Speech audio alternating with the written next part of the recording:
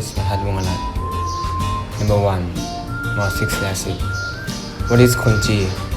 Congee is a type of rice popular in many Asian countries. When eaten as plain rice congee, it is most often served with side dish.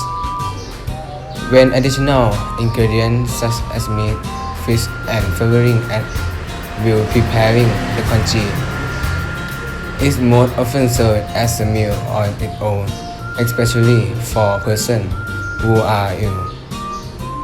Names for congee are varied as a style of its preparation. Despite its many variations, it is usually a thick porridge of rice, largely disintegrated after prolonged cooking in water. Hello, my name is Karamad No.3. To prepare the dish, rice is boiled in a large amount of water until it softens significantly. Congee can be made in a pot or in a rice cooker. Some rice cookers have a congee setting. The type of rice used can be either short or long grain, depending on what is available and regional cultural influence. In some cultures, congee is eaten primarily as a breakfast food or late supper. In others, it is eaten as a substitute or rice at other meals. It is often considered particularly suitable for the sick as a mild, easily digestible food. Hello, my name is Mhorat No.10. The word congee from Tamil, a prominent food of ancient Tamil people of ancient India. The English form may have arrived in a language where Portuguese traded. The food may have its origin attributed to kus, a porridge made of millet that was a staple dish of the ancient Tamil people.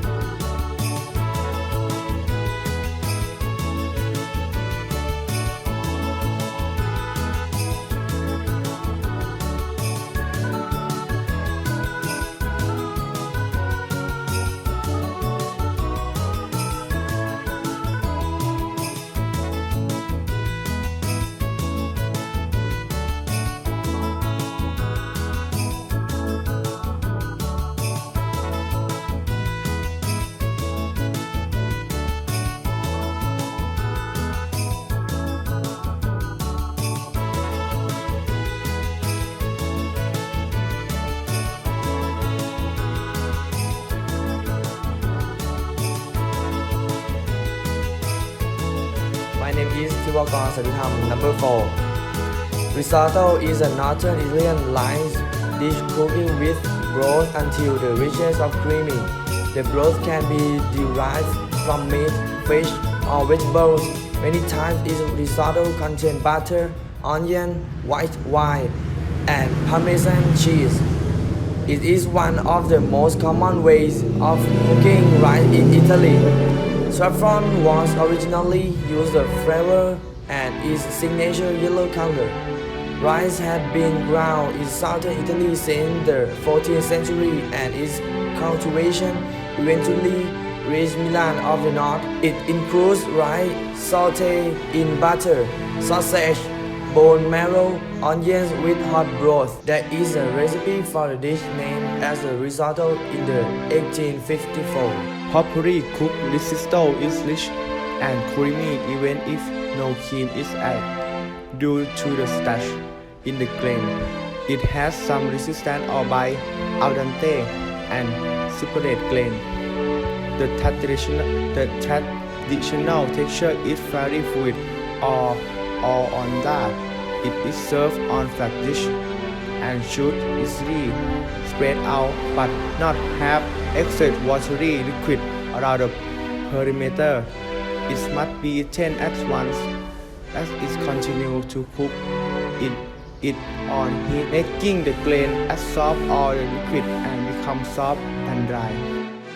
Risotto is such a beloved dish, but it can come off as daunting and complicated if you don't follow a few important rules. We're going to break down the steps it takes to make an absolutely perfect risotto. Risotto is traditionally made with arborio rice, which is a type of short grain rice. It has a high starch content, which allows it to become creamier once cooked. You can use other types of rice or grains like long grain rice, farro, or barley, but we'd recommend sticking with arborio. There's no hard and fast line when it comes to achieving the ideal consistency. However, a good rule of thumb is for every 1 cup of rice, use 4 to 6 cups of stock. We're using chicken stock, but you can use the stock of your choice, or even hot water in a pinch. We're going to bring the stock to a boil over high heat. If you add cold stock to your rice, it won't cook through or achieve that ideal creamy texture. As our stock comes to a boil, we need to select the right pot for the risotto. Make sure to use a tall pot. As you continuously add stock, the rice will double in size, and if your pot is too small, it could overflow. Once the stock is boiling, reduce the heat to a simmer, or just keep it close by. The important thing is that the stock stays warm. Bring your risotto pot to the stove and reduce the heat to medium. Now add your oil to the pan. Once the oil's hot, it's time to add your allium of choice. We're going with shallots. If you don't want to use shallots, you can use other alliums like onions, scallions, or garlic, whichever you prefer. You're going to cook the shallots until they're translucent. At this point, add the mushrooms and butter, cooking down until soft and tender. This is going to take a little while, so be patient. That's really the theme of this dish. But if you don't like mushrooms, you can skip the step and go straight to adding the rice. Once your mushrooms have cooked down, add the garlic, thyme, salt, and pepper. Again, this is just for an extra boost of flavor, but you can experiment with the seasonings of your choice. Now it's time to add the rice. Stir the rice until it's fully coated with the mushroom mixture. You want to toast the rice, but not burn it. This will take a minute or two. Next, add a splash of wine. This adds a boost of acidity to the dish. If you don't want to use alcohol, you can swap it for lemon juice. When the wine is cooked off, that's the sign it's time to start adding the stock. Word to the wise, patience really is a virtue when it comes to making risotto. You want to add just enough stock to cover the rice, stirring fairly constantly until it's absorbed. Don't try to rush the process by adding more stock. This won't allow the rice to cook evenly and you'll end up with a soupy mess. Continue to add the stock bit by bit until the rice is al dente, which takes about 15 to 20 minutes. You'll know it's done when the rice has just a bit of firmness left in it and the texture is creamy. If you can pull the spoon through the risotto and it slowly oozes back in place, you're done. For extra creaminess and flavor, add some grated Parmesan and stir to combine. And that's it, you're done. Risotto really isn't that complicated. There's a lot of room for experimentation and customization, as long as you remember to abide by the basic principles. Take your time, be patient, follow the rules, and you'll be a risotto master in no time. My name is Jacqueline. What is similarly or different between congee and risotto? Congee rice boil until it's be mushy, but risotto rice must some resistant or bite they call al dente. Congee, the taste of congee is so light, but the taste of risotto is heavy from butter, oil, and heavy cream. Congee, our method is just boil, but method of risotto is stir fry with oil and bring to boil. Congee serve with big bowl, but risotto serve with beautiful plate. Congees have a lot of topping, but risotto all topping just Parmesan cheese and Italian parsley. Congee is a breakfast meal, but risotto is a dinner meal. Risotto have a wine to make my favorite.